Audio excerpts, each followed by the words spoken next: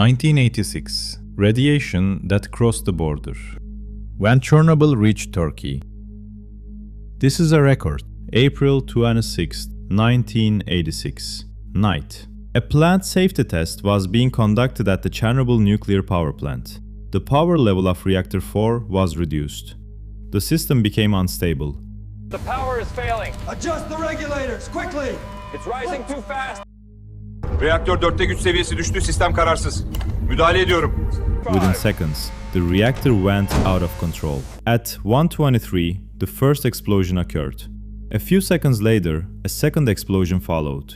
The upper structure of the reactor building was torn apart. The graphite core was exposed. A fire started. This was not an ordinary industrial fire.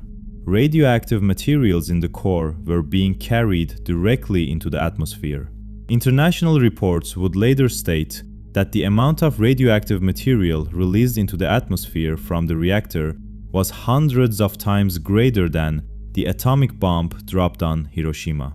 In the first hours, the scale of the accident was not announced to the public. Pripyat was not evacuated. Firefighters responded to the blaze. Radiation was being measured, but many devices were already showing their upper limit. The reactor continued to burn.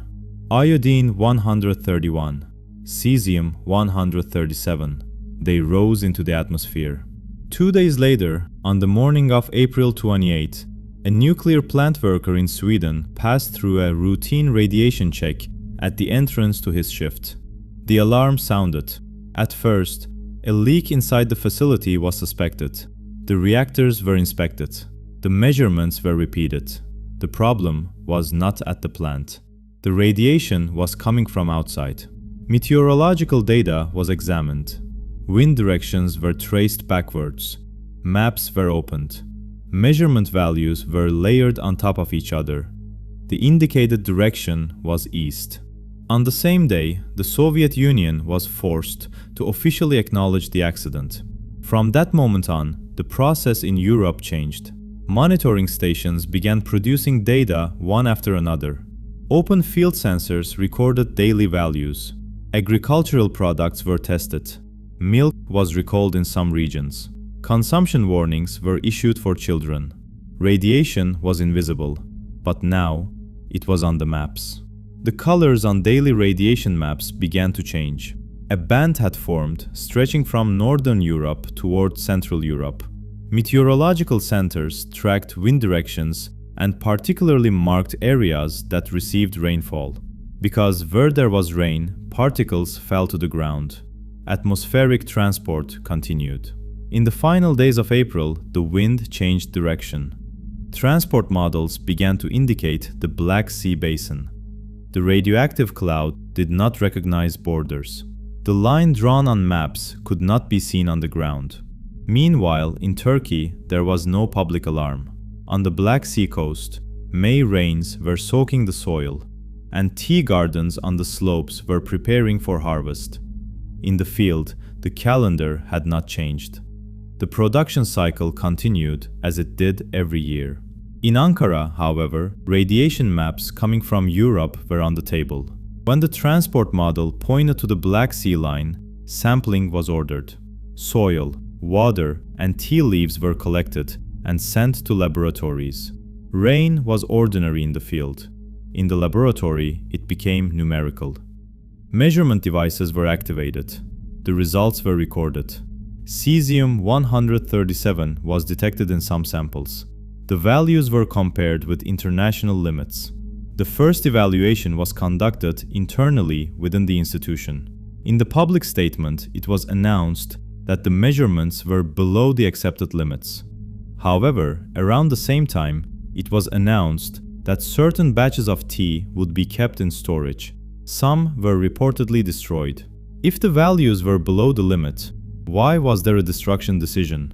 This question did not appear in official statements.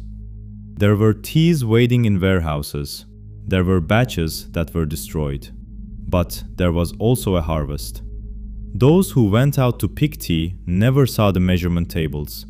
Production continued in factories. Trucks were loaded. Packages were prepared. The product entered the market.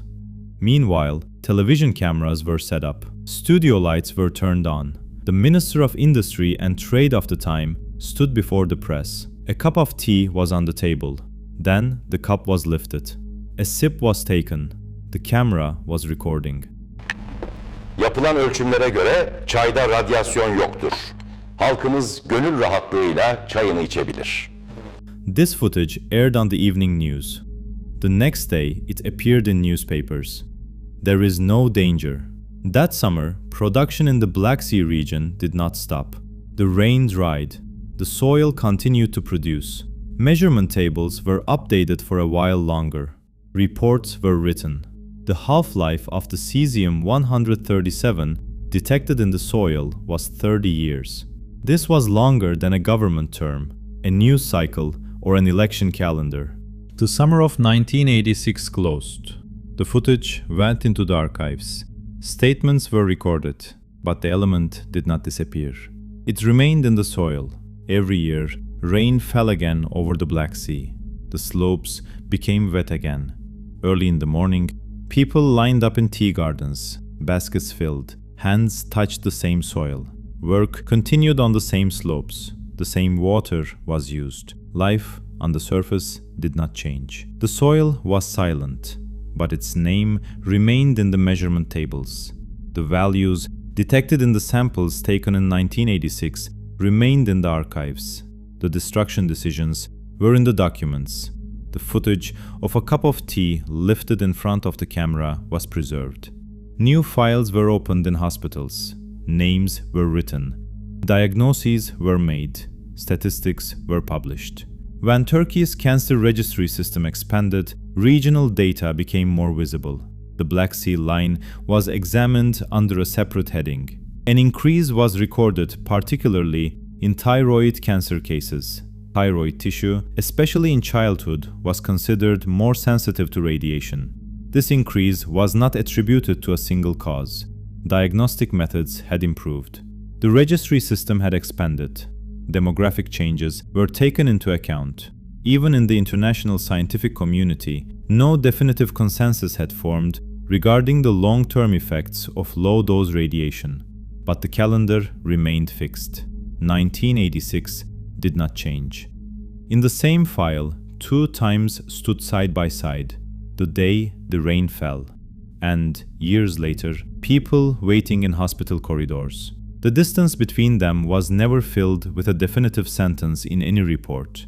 Neither a clear link was declared, nor a definite separation. The question remained suspended. The data remained side by side.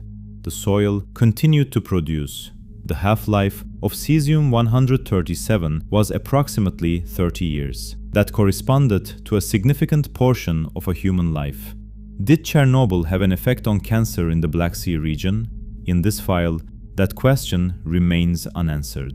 Kayıt Records does not answer this question.